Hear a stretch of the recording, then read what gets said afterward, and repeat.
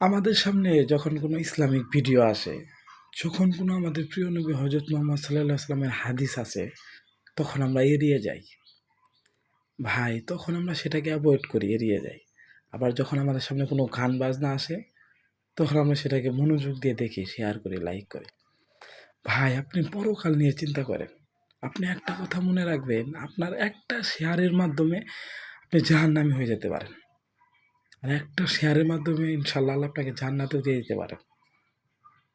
আপনি একটা কথা চিন্তা করেন, এই অনলাইন প্ল্যাটফর্মটা ফেসবুক, ইউটিউবটা দেখবেন, মানে আমরা অনেক বাজে কিছু শেয়ার করি, যেটা আমাদের গুনার কারণ হয়ে যায়, যেটা আমাদের গুনার কারণ। আবার কেউ কেউ আমাদের একটা ইসলামিক পোস্টে শেয়ার করে, যেটা অনেক মানুষ সেই শেয়ারটা দেখে, সেই ভিডিওটা দেখে, তার অনেক সোয়াব হয়। ভাই, একটু সাবধানে, একটু সাবধান, আপনাকেও কিন্তু মরতে হবে।